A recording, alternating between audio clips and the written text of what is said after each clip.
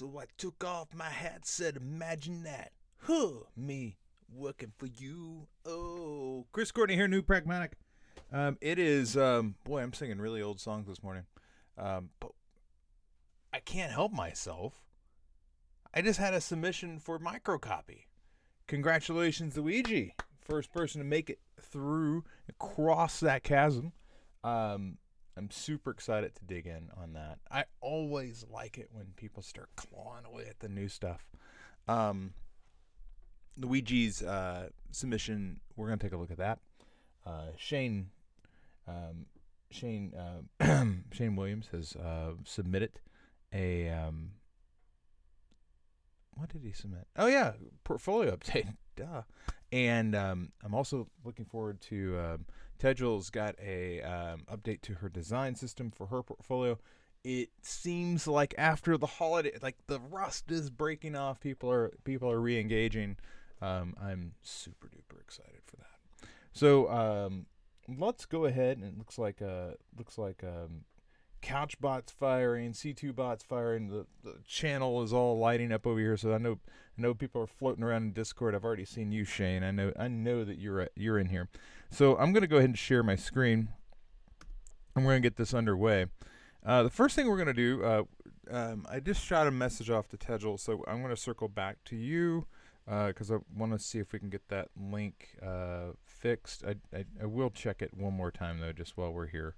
I just want to check it. Okay, so that's the 404. I did see that she shot another note.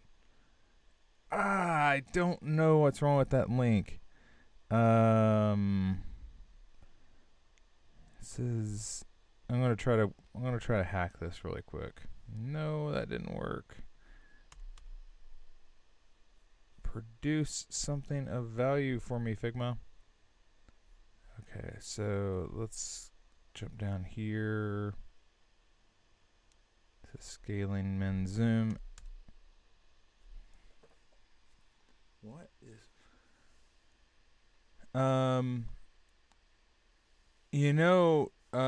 this could be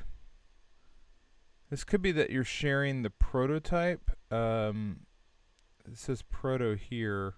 I just want to look at something really quick. Let's go ahead, and I'm going to hop over to Figma, the desktop app. And so I'm just going to pull up the share link here. I'm going to copy the link. I come back over. Yeah, Tedrill, if you're watching this, could you share the file version of it rather than the prototype? And actually, I'll just drop that note in there. All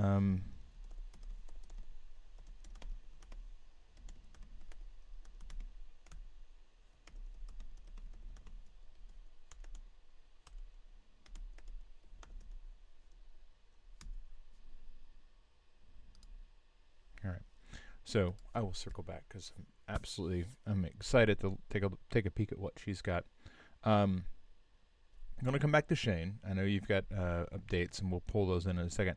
So this is what Luigi is working through right now. This is the microcopy chapter, and if you haven't made it through the microcopy chapter, it's one of my favorite ones because we begin to dig into the little nuance elements of our content, that the things that really turn a person right or left along the path. These are the action items. This is where we tell somebody to start a campaign, to pick a plan, to start a free trial. This is also where we give them guidance when it comes time to determine what to do next. One of my favorite things here is Webflow. You've got this empty state and there's nothing on the screen, and they tell you, hey, maybe you should click the blue button up there.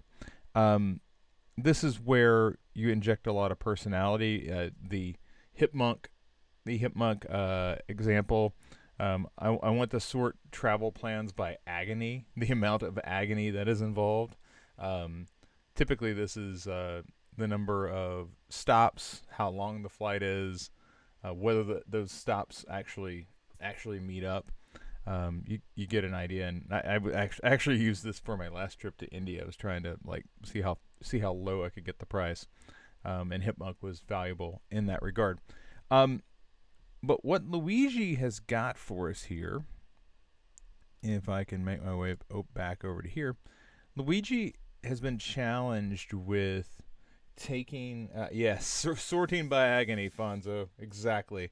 Um, Luigi has been challenged with taking his priority guide, which is we talk about that in the content for UX chapter, where if you're watching this and you're not going through the UX program, we first sort the information that's going to go into a product by priority. So rather than worry about the design, it's content first, and we begin just by, okay, how if I had to tell you one thing about the page that you're on, or one thing about the site that you're on, what would I start with? And we work our way down from there. So, you know, he started off here with version 1. Like here are the options. Version 2. Now he's on version 3. Version 3, not Virgin 3. Jesus. He's on version 3. And as you can see, version 3, it's much more verbose. He's clearly organized his thoughts in such a way that it begins to break down, and everything is kind of hinging on this home page. So the items that are on the menu page are coming from the home page, and everything kind of waterfalls down. But in the in the microcopy chapter, we begin to layer in the elements that are going to encourage you to go one particular direction or the next. And like over here on the account page, when we say that, okay, there's going to be a form and it's going to have first name, last name, and the account email, and it's going to say change email. What happens when you when you make an action that is going to throw an error? What's that language? And here you can see Luigi's gone through, and he's got a number of different messages that are going to be presented to the user when an error is done. And this is really important. This is as a designer, you're planning for the unhappy path, the fail path. These things happen to everybody at some point. And what we so typically do here is we ignore this vital point in the design process until the 11th hour, and we're like, oh God, yeah, I forgot to come up with my error messages. And then we just kind of cobble something together and push it out there without a lot of thought. And when we specifically make space for that decision making, what we end up doing is producing better directions here. So it says, need you change your email? No problem. We'll send you a confirmation to confirm. We'll send you a confirmation to the new one. We'll send a confirmation to the new one to confirm. Okay. Password, sometimes we need to change. Just make sure the new password is at least 8 characters and include a number or symbol.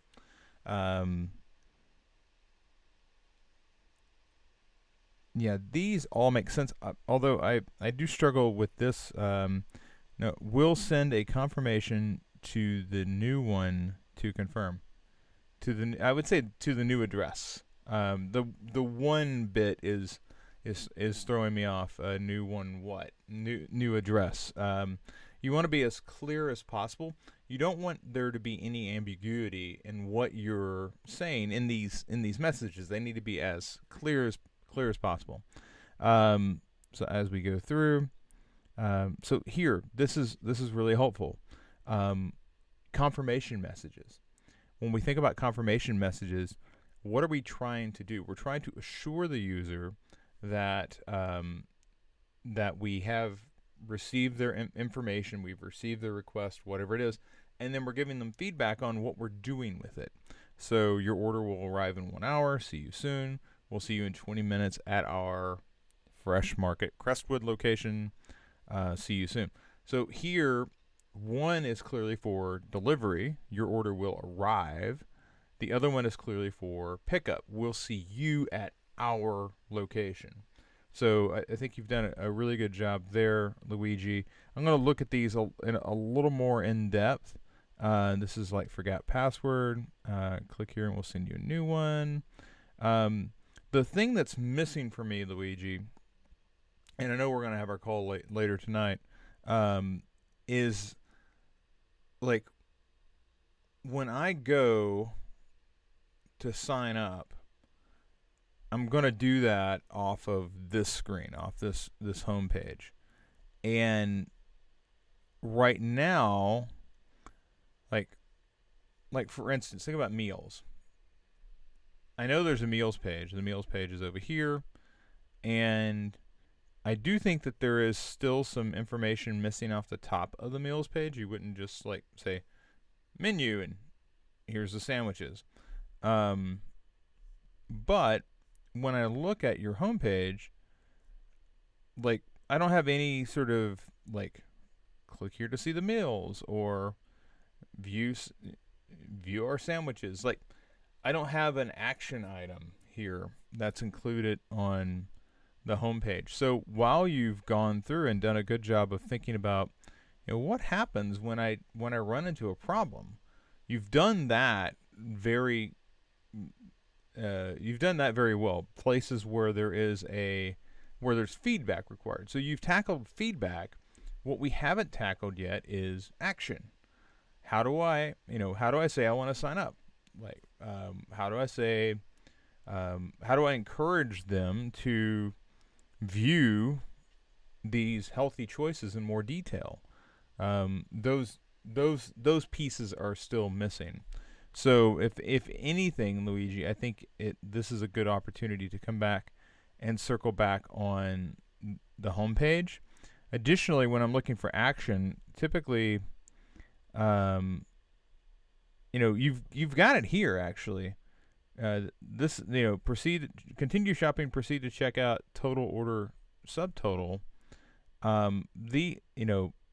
When I see these are, these two are things I'm gonna tap, and I'm gonna do something with. I need to see more of that over here, and maybe it's here and I'm just missing it.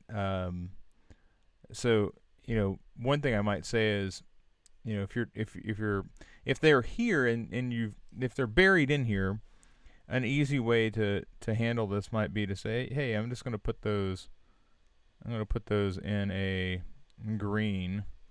And again, this is not we're not doing this in particular for accessibility. We're not saying those links are going to be green. We're just denoting that there's an action that's occurring. Much like these are in red, these are feedback you're giving when an error has been thrown. But we need something over here to get us off of the home page and to the login, to the sign up, to the menu page, to the account settings. So that would be the next steps that I would advise taking for you, Luigi. All right, so I'm gonna exit out of that.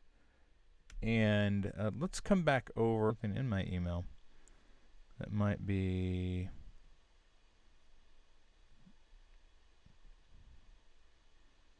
Let's take a look at this. And this is the Bergen case study. Just going to check out. Okay, so she had wireframe, then she created design system. Okay, it looks like we're in now. And yay! All right, well I'm fine with that. We will. Yeah, I'm not planning on editing text here, so I'm just gonna exit out of that for a moment. So let's look at the case study itself. I'm going to hide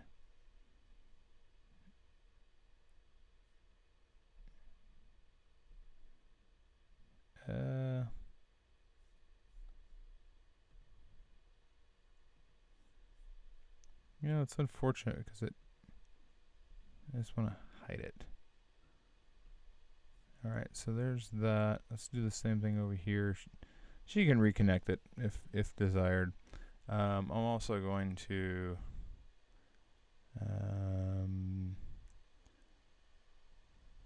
where are my guides?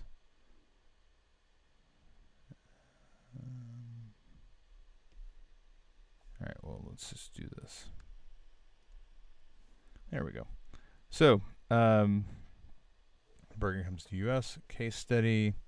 Just kind of, for the record, I'm just taking everything in before I begin really, really picking at this.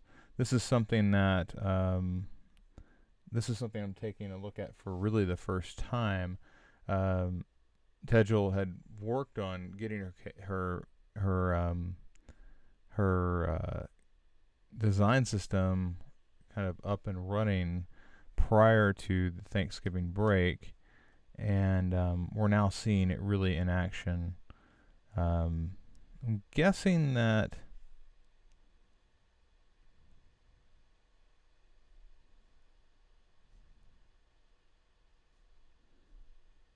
okay. So we've got something coming there later.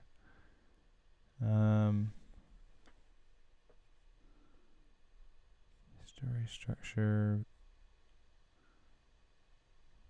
It's because you know, a lot of times I get kind of, I don't say weirded out, but I would want this to line up inside, but you've done a good job here of creating an external and internal grid.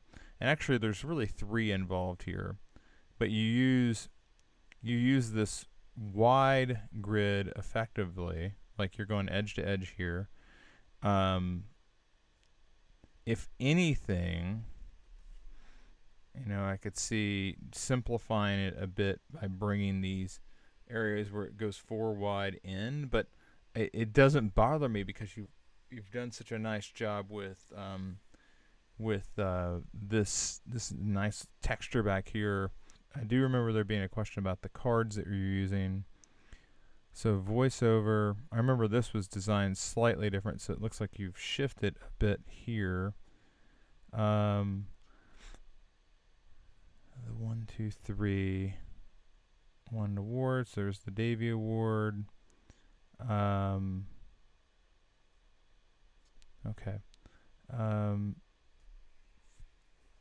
I would probably still put some sort of footer even at the bottom of this to indicate, like, okay, I've finished the case study and now I can navigate back home, or something that's going to get us back to home, or give us an ability to navigate to the next one would be ideal. But that's really like an ending thing. I want to come back to your questions now that I've had a chance to look it over. I also want to make sure that I'm not missing. Okay, I'm not missing anything there. You've got a break this item, which is so thoughtful of you, really. But let's go ahead and zoom in here. So you've got your grid, and I'm going to go ahead and I'm going to do as I've been asked to do. I'm going to break it, but I'm just basically going to turn that off. You know, one of the first things that I always go back to grid. You know, and I'm going to turn our vertical rows back on. I go to grid and I'm like, you know, this image, why wouldn't it just be, you know, on the grid? Why would it be slightly off? That's such a minor thing, but it's like right there at the top. I do like these cards. The first thing I want to actually ask is, I have this design here at the very top, like the 1, 2, 3, right? So let's go down and let's look, for consistency's sake, let's look at where else I've got a 1, 2, 3 style of design. So this is unique, but it's got that black background, so it's clearly doing something else. It's talking about um, it's talking about how this is taking shape, because you've kind of got your mood board here, and now here are the things that you're adding to it. You've got a storyboard, and overall this is very nice. You have great source material, which a lot of people don't have, to be completely honest with you. But then you've got this, and I paste this down here. Not not to say we should use, but I just want to compare what's going on. So this is really version 1, version 2, version 3. And you're showing 3 different versions. So it's doing a little bit of a different job. So I'm not opposed to this operating in this manner. Just to be completely clear, I think it's fine. I'm gonna keep coming down though. So let's take this voiceover music. All right. So goals achieved. Goals achieved, on the other hand, feels a lot like this. And I think the first thing that I would suggest doing, Tedgel, is solving for the 1, 2, 3, and this being distinctly different. I'm not a huge fan of the big number. I think that you could do a lot. You could do a lot with basically the circle and and a number. So if I delete that away and I said, instead of this, I'm going to fill it with, I'll just pick the blue. And then if you put a 1 in here, I think it would be virtually the same. You could also come back and just put a 1 in the circle, and it'd be virtually the same. So it's something that I would definitely look at. I don't necessarily know that you have to do it, but I want to find consistency where I can. Let's continue going down. Again, I would want a footer down here. So those are a couple of things. I know that you were asking about the cards, so I wanted to address that first. I'm going to come back over here to your notes, though. Not that. All right. So questions: 100% convinced about the font choice. We'll talk about that. Yeah, we talked about this. I think B is fine. I think B is fine because it's doing a different job. It's option 1, option 2, option 3. Yeah, and I think your gut is correct. I need to do 2 out of 3, not all 3. I would solve for the top and bottom, make those the same style, and move forward. And I do think that, okay, first draft out of the way, changing the color dark blue to a reddish orange that I have. Now that I have the first draft out of the way, I'm thinking about changing the color from the dark blue to the reddish orange. So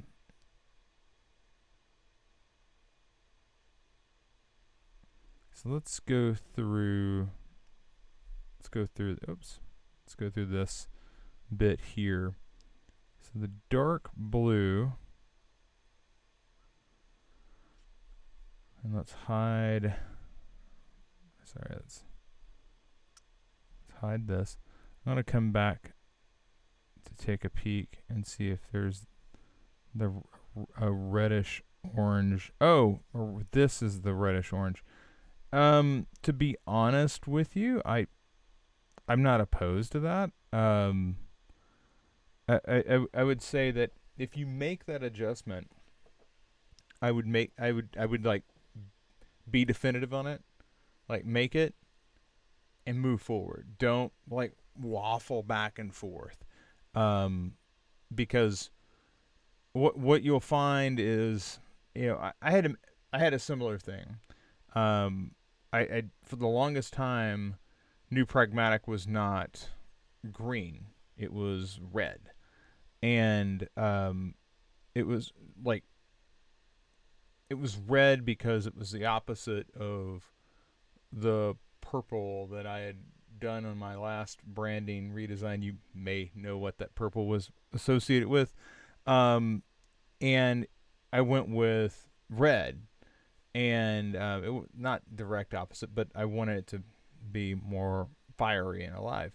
And I found myself teetering, but ultimately I had the benefit of being able to go to data and saying, okay, let's look at the competitive landscape. All right, what's represented here? Well, red belongs to this organization, and they're a really big organization, so I don't want to look like I'm coattailing off of them. What's missing here? Well, missing were like yellows and greens and or other colors. And finally, I said, oh, well, I'm going to own green. So, so I had the benefit of data. You don't necessarily have the benefit of data because this is your portfolio. What I would say is that the the reddish orange pops in a way that I don't necessarily think the blue does. The the the thing that's nice, at least immediately up top, is that the this image has some blue in it, but it'll be a video, so I'm not necessarily sure that this frame is where we're going to end up at. Um, I would be interested to see what happens with that reddish orange when we get into this area.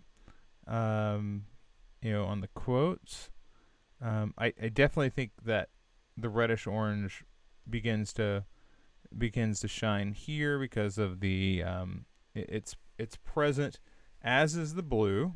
So for me, this is really like a judgment call. I'm not I'm not super pulled one way or another. I do wonder if there isn't something to be done here with this card style.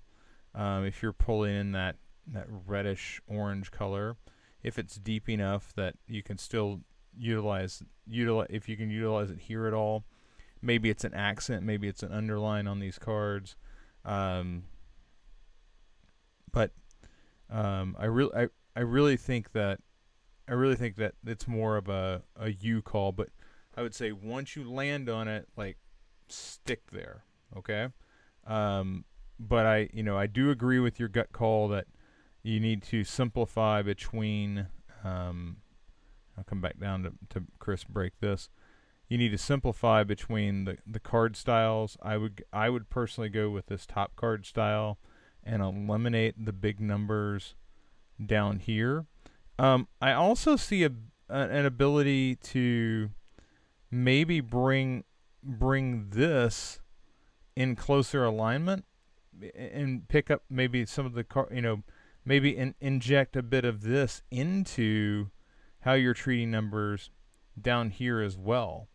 Maybe it's just a 1, 2, 3, and maybe, to be honest with you, maybe that's a bit more of what we should be looking at.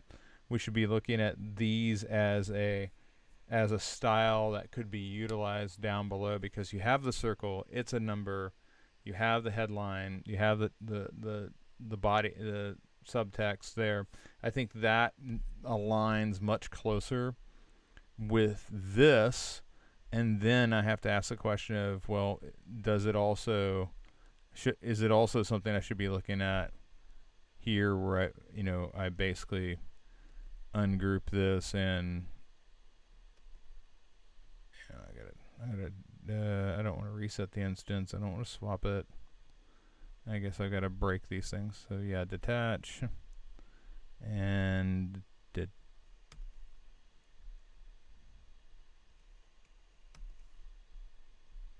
yeah. So anyway, do I move it over here, lose the stroke, turn this, I don't want to turn that a particular color, but turn it, you've got that reddish orange, or, well, it's not really reddish orange, but There we go. Maybe that's more burnt orange. You know, you know what color you're trying to use. You know, Degel. You know better than I do. So, anyway, is that more of the style that you use up top, and then you begin pulling all these things together? Um, so I think that there's something in this design that I think might pull it might help you pull these three disparate things together. Um, but overall, like, yeah, I think you got such a great start here. I'm really excited to see us um, get into coding this up. The next obvious step I think for you is bring these in sync. Let's get a meeting on the calendar. One of the things that I like to do when as students are moving into code is I like to have a meeting to make sure that your project is all set up and ready to go, so that we can begin collaborating. I did something similar with Shane, and I did the same thing with Rebecca, and others really, and one of the real benefits is when you get on sync, you have great confidence in that you can push, and I have great confidence that I can grab your work, pull it down, make adjustments to it, push it back to you, and you can pull those changes in, and we can begin collaborating together, which is what we're going to do right now. Because Shane's here. Hi, Shane. I see you hanging out over there in the Discord channel. Let's go ahead. I've got this right here, and I did go ahead and make sure that my my master branch here is clean. So I'm going to say get pull origin master. So I do need to refer, Shane, I do need to refer back to your, yeah, we're not going to switch that. I do need to refer back to your notes, because you had some specific things in here. With help with nav, it broke the root styles. It's off in terms of alignment. It doesn't work properly in inspector when I put in devices. I fixed the side-by-side images, but it's really low res. What are best practices for exporting images from Figma and optimizing images? Okay, so let's go ahead and take a look at what you're. That's not you at all. Let's take a look at what you got here. So I think what you're saying here is the fonts here got busted. I also want to take a look at this. So and I want to see if there's.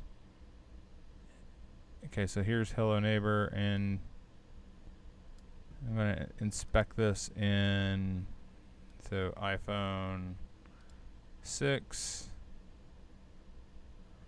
All right, so here you are. Let's see what Shane means by broke the root style. So the family. Let's go here for. No, we don't need that. We need this. So old navigation, new navigation. So there's that. New nav items.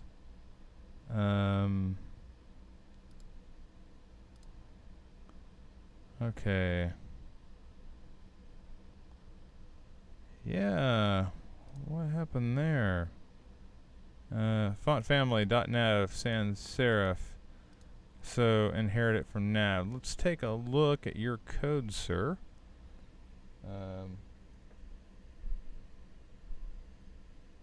Yeah, I like to think of this as, I know we've got a call coming up. I like to think of this as bonus time. We just get to, we get deeper on our call. Shane's saying, we can talk about this on our call. No, we're here. It's fine. So let's see here. Let's jump into. I have to sometimes think about what I'm doing for a second. So obviously you've called in DM display. That is a lot of fonts. Although that's not a font. This is a lot of fun. So bonus time. That's right, Shane. Let's find nav, and if you notice anything about me, I'm always looking around. I'm always searching for styles. I try to never do the whole scroll through thing. I always just say, where is it at? I'm just gonna find it. Yeah. So let's note that out for a second. I think this is where the issue is, Shane, and right away it comes back. Now, as you can see, and of course I've kicked that out. Let's put an iPad. So as you can see, this is the alignment is still off. And I'm using the iPad. Not that we're designing for the iPad right now, but I'm just using it to show the alignment's still off. But just getting rid of that font family declaration, and you might be asking yourself, okay, well, I just put font family sans serif there.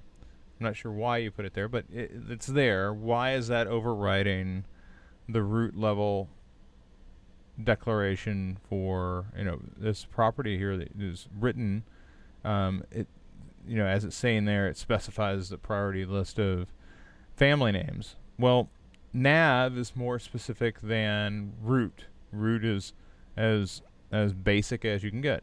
So anything that you put here is going to overwrite root. So if when we remove that, then our serif comes back, and we should be able to go back to the home page, and our serif is back there. So that's good, and that's good. We like that. I believe you stated that it's off in terms of alignment. I'm guessing that we're wanting this to be centered. So let's again, I do like working through this live, so you can kind of see how I begin mowing through it. Let's take a look at this LI, and here's the anchor tag, and this I'm gonna guess that if I just said text align center. Okay, so that didn't work there. I probably need to do it on the LI itself. Text align center, and that's it. So if I want to get these to center up, which is great for this particular direction. Yeah, Shane's very nice, Tejal. He's very complimentary. He also is very good at what he does, which means if you want to talk to anybody about accessibility, Shane, he's the guy. But right now we are looking at this, and what I'm wanting to avoid doing is I'm wanting to avoid getting myself into a situation where I'm throwing this off. And I believe that center will have no effect on your nav here because you don't have a width assigned anywhere. So I'm going to go ULLI, and I'm just going to say text align center. I am going to search for nav, and actually I'm going to look through here first. Nav items. Style type, and yeah, so you're going 100% width, and what's happening there is essentially because there's been no alignment placed on that nav, it doesn't have a direction to go. So I'm just gonna say text align center, and that's going to align it center wherever it is. But here it doesn't have any impact on it in a desktop size because you haven't come through and said width is 200 pixels. When you say width is 200 pixels, when you hover over that, you'll see that now it's centered in that box. But when you don't have a width assigned to it, there's nothing for it to center up on it.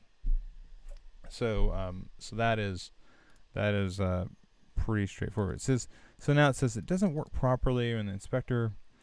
That I want to drill down more on that. I suspect we just fixed it, but because we were looking at inspector now when we come back over and look at this in inspector, it's there. So that's nice. And we'll put it like an iPhone, and that's working as I would hope for it to work. We obviously have some work to do down here, typographically, spacing, but again, your initial question was about the nav, so I think we've adjusted that. I got the stakeholder interview findings to work to a degree, but I haven't focused on making it responsive. I fixed the side-by-side images, but they're really low res. Let's go ahead and look at that. So I'm guessing what you're referring to is these images, and there's a couple of different directions that I would encourage you to go. So one is when you exporting images from Figma. Figma is a vector-based tool. We need to adjust the size of that too. But Figma is a vector-based tool, and as it is a vector-based tool, it's not really well suited for exporting of images. I do export, like as you can see here with like for the shots that appear on come on, Chris, YouTube. I typically export these at 2x, as you can see. And this is me, and my big old noggin is probably in the way. So I will come over here. Here's what I'll do. Well, that's not going to be helpful.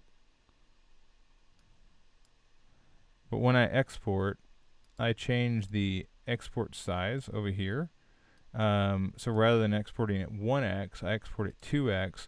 That makes it big, and it samples down in YouTube. And I export it as PNG. I could export it as JPEG.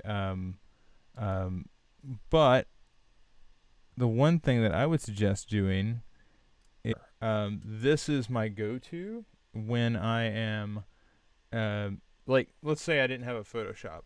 I didn't have access to Photoshop to go through and manipulate images in that regard. I've used Tiny PNG forever to shrink those file sizes down. So, and they do have a pro version as well. I'm not sure what the pro version costs. It's like $25 a year. So anyway, my and you can like drag and drop more than 20 images at once. To be honest with you, I'm not sure that the pro version is necessary, but I definitely would suggest, if you are exporting from Figma, export large, and then throw them in the Tiny PNG to compress them down, to control that size a bit. Otherwise, I would take them into Photoshop and adjust them there.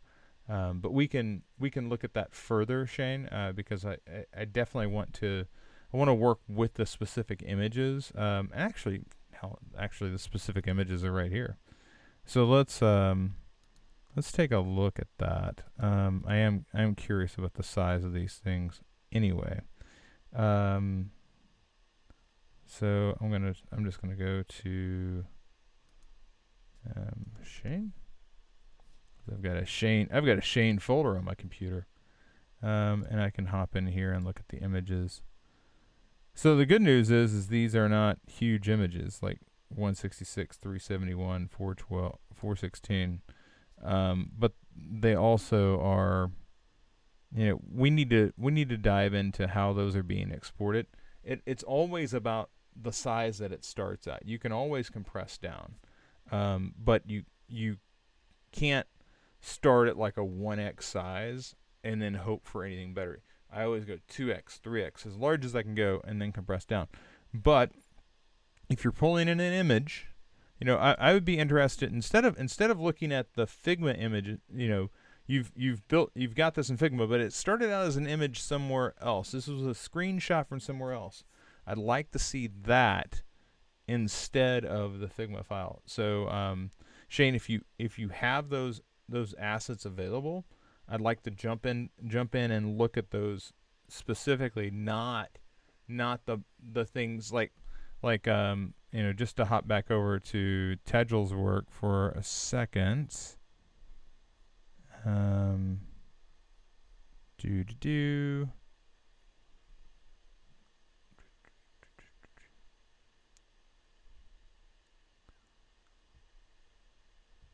So here, we're looking at Tegel's. Yeah, I know. We're gonna cancel that. Tegel's got these. She's got like this image here for the video player. I would never ask for her to export this image from Figma to use in the file. There's a source image that this came from. Where's that at? That's the thing that I want to get to. Once I understand the resolution of that image before it went into Figma, then I can make a better determination on, okay, do I need to take this through TinyPNG? Is it big enough to begin with? Is that image as good as it's ever going to be? Without looking at the original source image, I couldn't tell you. So on our call today, I know you've got some game planning. Make sure that we have access to the original images so that we can assess what we can do about the image quality that's showing up on your online portfolio. All right, ladies and gentlemen, it's been a productive feedback loop. I appreciate everybody participating. Thank you, Shane and Tegel and Fonzo, all jumping in, keeping the chat going, and very. I like having a little bit of activity in here. Seeing you folks go back and forth. Tegel, also thank you for getting me the updated link. It was very helpful. But without further ado, I'm Chris Courtney, and I will chat with all of you. I'll chat with some of you later today, but I will chat with all of you tomorrow. See ya.